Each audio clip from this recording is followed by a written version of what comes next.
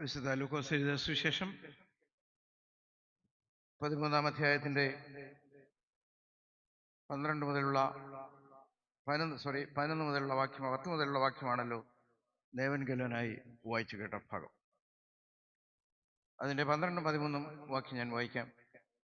സ്ത്രീയെ, നിന്റെ രോഗബന്ധനം അഴിഞ്ഞിരിക്കുന്നു എന്ന് പറഞ്ഞു. അവളുടെ മേൽ കൈവച്ചു. അവൾ ക്ഷണത്തിൽ നിവർന്നു ദൈവത്തെ മഹത്വപ്പെടുത്തി.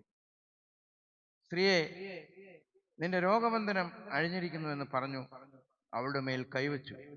അവൾ ക്ഷണത്തിൽ നിവർന്ന് ദൈവത്തെ മഹത്വപ്പെടുത്തി. ദൈവമായ കർത്താവേ, എൻ്റെ വായിലെ വാക്കുകളും ഹൃദയത്തിലെ ധ്യാനവും നിനക്ക് പ്രസാദകരമായിരിക്കണമേ. കേൾവിക്കാരായിട്ടുള്ള മക്കളെ വാഴ്ത്തണമേ. യേശുവിന്റെ നാമത്തിൽ തന്നെ ആമേൻ.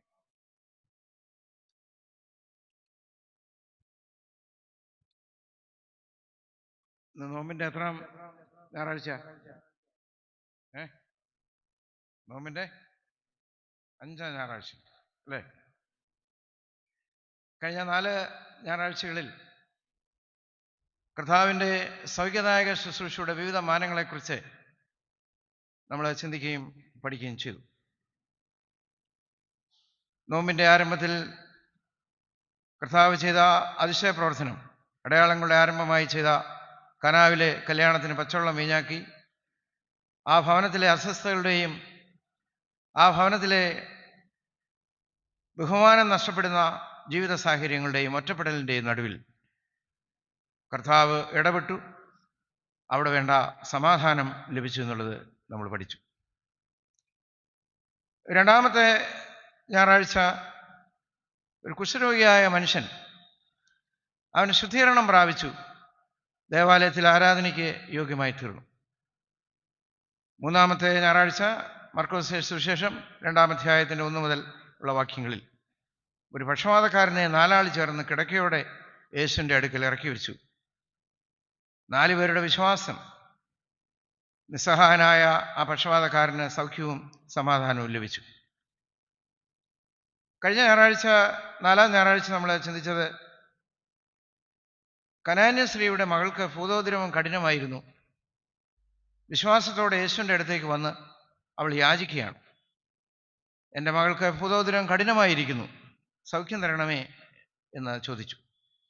കർത്താവുമായിട്ടുള്ള സംഭാഷണത്തിൽ കർത്താവ് അവളെ പ്രശംസിക്കുകയാണ്. നിന്റെ വിശ്വാസം വലിയത്, നീ സമാധാനത്തോടെ വീട്ടിൽ പോവുക, നിനക്ക് ആശ്വാസം ലഭിച്ചിരിക്കുന്നെന്ന് പറഞ്ഞു. അപ്പോൾ തന്നെ ആ പറഞ്ഞ നിമിഷം തന്നെ അവളുടെ മകൾക്ക് ഭൂതോദരം മാറി ആരാധനയ്ക്ക് യോഗ്യമായി തീർന്നു. ഇന്ന് 18 വർഷം കൂനിയായിരുന്ന ഒരു സ്ത്രീ ദേവാലയത്തിൽ വന്നു, കർത്താവിൻ്റെ ശ്രദ്ധയിൽപ്പെട്ടു. അവളുടെ മേൽ കൈവച്ച് അവൾക്ക് അനുഗ്രഹം നൽകി, സമാധാനം നൽകി, അവളെയും ആരാധനയ്ക്ക് യോഗ്യമാക്കി തീർത്തു. ഈ 5 ഞായറാഴ്ചത്തെ സൗഖ്യദായക ശുശ്രൂഷകൾ നമ്മൾ വീക്ഷിച്ചാൽ 5 വിവിധങ്ങളായ മേഖലകളുടെ പ്രതിനിധികളെയാണ് നമുക്കവിടെ കാണാൻ കഴിയുന്നത്. 5 വിവിധങ്ങളായ മാനദണ്ഡങ്ങളിലൂടെ മനുഷ്യന് സമാധാനവും സ്വസ്ഥതയും ലഭിക്കുകയാണ്. ശബത്തിന് വലിയ പ്രാധാന്യം കൊടുത്തതായിട്ടുള്ള യഹൂദന്മാർ ശബത്തിൽ ജോലി ചെയ്യാൻ പാടില്ല, ശബത്തിൽ യാതൊരു പ്രവർത്തനവും ഏർപ്പെടുവാൻ പാടില്ല, സ്വസ്ഥമായി ഇരിക്കുക മാത്രമേ ചെയ്യാൻ പാടുള്ളൂ എന്ന് പറഞ്ഞ് പഠിപ്പിച്ചതായിട്ടുള്ള തത്വസംഹിതയ്ക്ക് കർത്താവ് പുതിയ മാനദണ്ഡങ്ങൾ നൽകുകയും ശബത്തിന് ഒരു നിർവചനം നൽകുകയും ശബത്ത് മതാചാരങ്ങൾക്ക് വേണ്ടി മാത്രമുള്ളതല്ല, മനുഷ്യൻ്റെ ജീവകാരുണ്യ പ്രവർത്തനങ്ങൾക്ക് മുൻതൂക്കം നൽകി അവർക്ക് പൂർണ്ണതയും സമാധാനവും നൽകുന്നതാണ് ശബത്ത് എന്നുള്ള ഒരു കാര്യം കർത്താവ് തൻ്റെ പ്രവർത്തനങ്ങളിലൂടെ പഠിപ്പിക്കുകയാണ്. ശബത്ത് മനുഷ്യനെ ബന്ധിപ്പിക്കുന്ന ഒരു നിയമമായി മാറിയിരുന്ന ഒരു കാലഘട്ടത്തിൽ കർത്താവ് ദേവാലയത്തിൽ ചെന്നു. അപ്പോഴാണ് 18 വർഷം കൂനിയായിരുന്ന ഒരു സ്ത്രീയെ അവിടെ കാണുവാൻ സാധിച്ചത്. ആരാധനയിലൂടെ അവൾക്ക് സമാധാനം ലഭിക്കുകയാണ്. രോഗത്തിന് ഇവിടെ പറയുന്ന ഒരു വിശേഷണമുണ്ട്, രോഗബന്ധനം. രോഗത്തിന് കൊടുത്തിരിക്കുന്ന ഒരു നിർവചനം എന്താണ്? ബന്ധനം എന്നാണ്. ആ ബന്ധനത്തിന് ഒരു വിശേഷണം കൊടുത്തിട്ടുണ്ട്. എന്തൊരു വിശേഷണമാണത്? സാത്താൻ ബന്ധിപ്പിച്ചിരിക്കുന്ന ബന്ധനം എന്നാണ്. 18 വർഷം സാത്താനാൽ ബന്ധിക്കപ്പെട്ട ഒരു സ്ത്രീ. അവൾ അബ്രഹാമിന്റെ പാരമ്പര്യത്തിലും പൈതൃകത്തിലും വളരേണ്ട ഒരു സ്ത്രീയാണ്. സന്തോഷത്തോടെയും ആത്മാഭിമാനത്തോടെയും ദേവാലയത്തിൽ വന്ന് പ്രാർത്ഥിക്കേണ്ടതായിട്ടുള്ള ഒരു സ്ത്രീരത്നം നിവർന്നു നിൽക്കേണ്ടതിന് പകരം കുനിഞ്ഞ് ഇരിക്കുകയാണ്. അവളുടെ കൂന് മുഖാന്തരമാണ്. അതിന് കർത്താവ് പറയുന്ന മറുപടിയാണ്, പരീശന്മാരോട് പറയുന്ന മറുപടിയാണ്, ഇവളുടെ രോഗബന്ധനം അഴിഞ്ഞിരിക്കുന്നു എന്നുള്ള കാര്യമാണ്. വ്യക്തിത്വം അംഗീകരിക്കപ്പെടാത്ത ഒരു സാഹചര്യത്തിൽ, നിവരുവാൻ നിവൃത്തിയില്ലാത്ത ഒരു സാഹചര്യത്തിൽ അവൾക്ക് നിവർന്നു നിന്ന് പ്രാർത്ഥിപ്പാനായിട്ടുള്ളൊരു സാഹചര്യമാണ് കർത്താവ് ആ രോഗസൗഖ്യത്തിലൂടെ നൽകിയത്. നമ്മുടെ ഈ നോമ്പിൻ്റെ പ്രാർത്ഥനകളും നോമ്പിൻ്റെ ആരാധനയും നമ്മുടെ ബഹുമാനവും അന്തസ്സും ദൈവസന്നിധിയിൽ വർദ്ധിപ്പിക്കുന്നതായിട്ടുള്ള ദൈവ ശുശ്രൂഷയുടെ ഭാഗമാണെന്നുള്ളത് ഓർപ്പിക്കുകയാണ്. ആരാധന എന്ന് പറയുന്നത് എന്താണ്? മനസ്സും ശരീരവും ആത്മാവും ദൈവത്തിന് സമർപ്പിക്കുന്ന സമർപ്പണത്തിൻ്റെ വലിയ ശുശ്രൂഷയാണ് ആരാധന എന്ന് പറയുന്നത്. മനസ്സ് മാത്രമല്ല, ശരീരം മാത്രമല്ല, ആത്മാവ് എല്ലാം കൂടി ഒരുമിച്ച് ചേർന്ന് ദൈവത്തിന് സമർപ്പിക്കുന്ന സമർപ്പണത്തിൻ്റെ ഒരു വലിയ ശുശ്രൂഷയാണ് ആരാധന. വിശുദ്ധ കുർബാനയ്ക്ക് വേണ്ടി ഒരുക്കപ്പെട്ട് റീലിങ്സിൻ്റെ ആ ഇരിക്കേണ്ട സ്ഥാനത്ത് നമ്മൾ ഇരിക്കുമ്പോൾ നമ്മുടെ മനസ്സും ശരീരവും ആത്മാവും ദൈവത്തിന് സമർപ്പിച്ച ശേഷം നമ്മൾ പ്രാർത്ഥിക്കുകയാണ്, കർത്താവേ എന്നെ എടുത്തുപയോഗിക്കണമേ എന്ന് പ്രാർത്ഥിക്കുകയാണ്. അപൂർണതകളെ നീക്കുന്നതായിട്ടുള്ള ജീവിതത്തിൻ്റെ അനുഭവമാണ് ആരാധന എന്ന് പറയുന്നത്.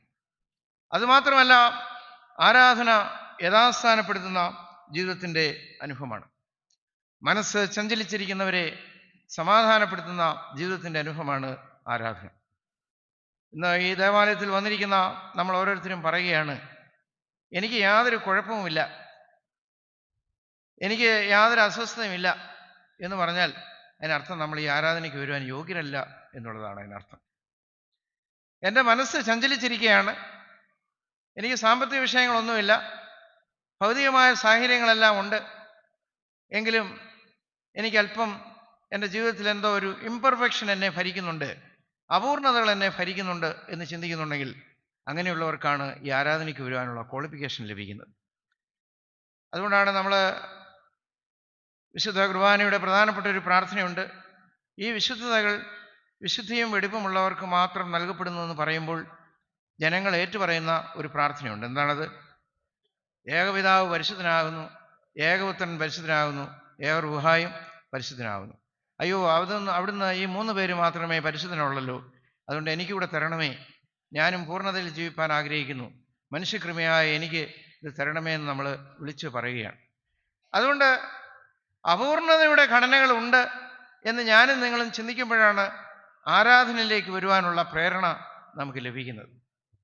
അതുകൊണ്ടാണ് ഞാൻ ഓർപ്പിച്ചത്, മനസ്സ് ചഞ്ചലിച്ചിരിക്കുന്നവരെ യഥാസ്ഥാനപ്പെടുത്തുന്ന ജീവിതത്തിൻ്റെ അനുഭവമാണ് ആരാധന എന്ന് പറയുന്നത്. അതുകൊണ്ടാണ് ഹീലിംഗ്, അത് മിക്കവാറും എല്ലാ പ്രസംഗത്തിലും ഞാൻ ആ വാക്കുകൾ ഉപയോഗിക്കാറുണ്ട്. മനസ്സിനെ അസ്വസ്ഥപ്പെടുത്തുന്നതെല്ലാം രോഗമാണ്.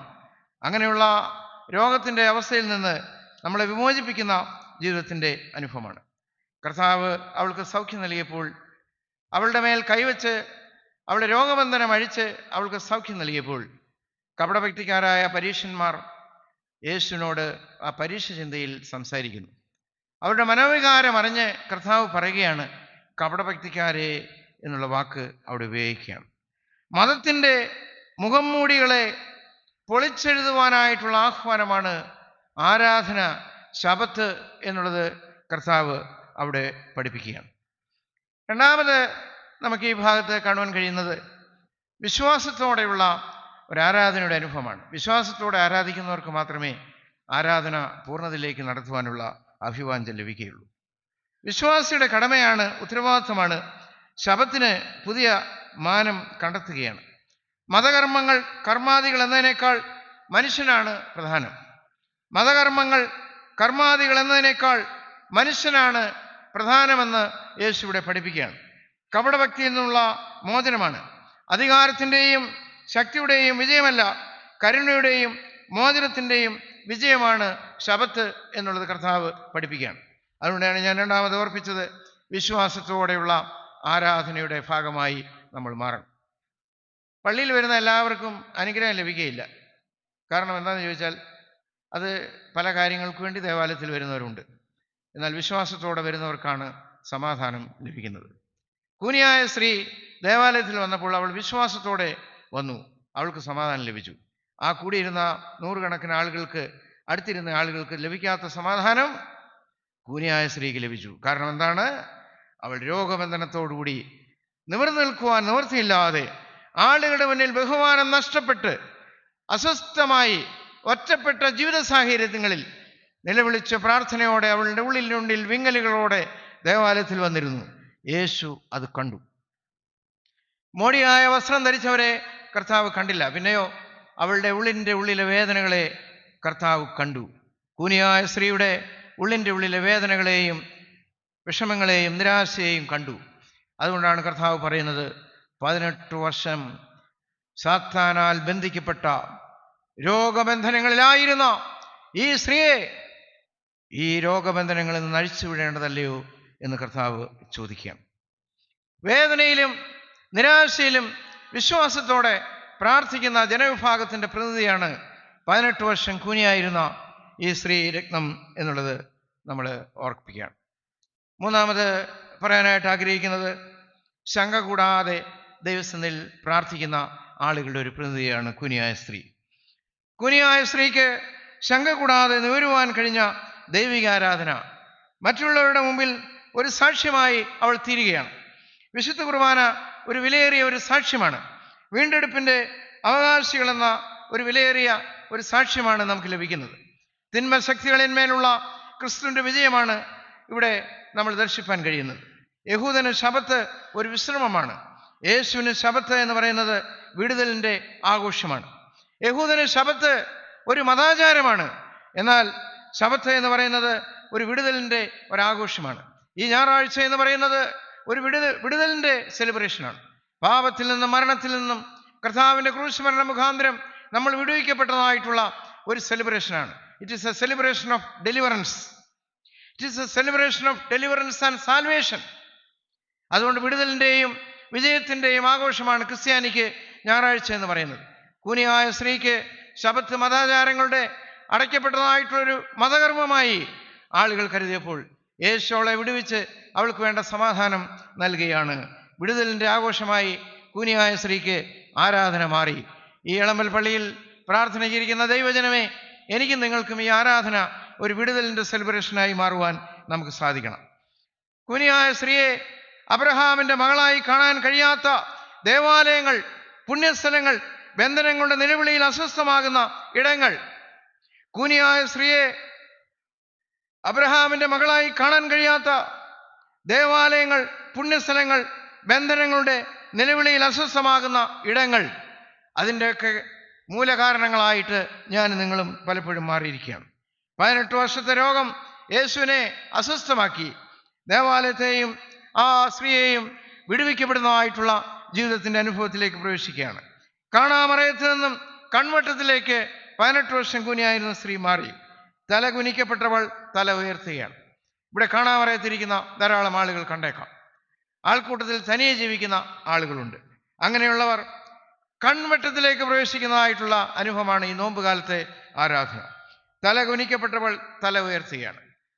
ആ കനാവിലെ കല്യാണ വീട്ടിൽ ആ വീട്ടുടമസ്ഥൻ തല കുനിക്കപ്പെടുവാൻ ഇടവരുവാൻ കാരണമായി തീർന്നു. എന്നാൽ കർത്താവ് അവിടെ അത്ഭുതം പ്രവർത്തിച്ചപ്പോൾ തല കുനിക്കേണ്ട അവസ്ഥയിൽ നിന്നും തല ഉയർത്തുന്ന അനുഭവത്തിലേക്ക് പ്രവേശിക്കുകയാണ്. റെസ്പെക്റ്റ് നഷ്ടപ്പെടുന്നതായിട്ടുള്ള സാഹചര്യത്തിൽ കർത്താവ് അവളുടെ ബഹുമാനം വർദ്ധിപ്പിക്കുകയാണ്. കൂനിയായ സ്ത്രീയുടെ ബഹുമാനം വർദ്ധിപ്പിക്കുകയാണ്. കാണാമറയത്ത് നിന്നും കൺവട്ടത്തിലേക്ക് പ്രവേശിക്കുകയാണ്. തല കുനിക്കപ്പെട്ടവൾ തല ഉയർത്തുകയാണ്. പുത്രി പദവിയിലേക്ക് അവൾ പ്രവേശിക്കുകയാണ്. അബ്രഹാമിൻ്റെ മകൾ എന്നുള്ള ഒരു പദവിയിലേക്ക് അവൾ പ്രവേശിക്കുകയാണ്. അബ്രഹാം ആരാണ്? വിശ്വാസികളുടെ പിതാവാണ്. കൽദയരുടെ പട്ടണമായ ഊരിൽ നിന്നും ദൈവത്തിൻ്റെ വാക്ക് കേട്ടിറങ്ങി പുറപ്പെട്ട വിശ്വാസികളുടെ പിതാവാണ് അബ്രഹാം പിതാവ്. അതുകൊണ്ട് നമ്മുടെ എല്ലാവരുടെയും പൈതൃകവും പാരമ്പര്യവും അബ്രഹാമിൻ്റെ പാരമ്പര്യവും പൈതൃകവുമാണ് എന്നുള്ള കാര്യം ഒരിക്കലും നമ്മൾ മറന്നുപോകരുത്.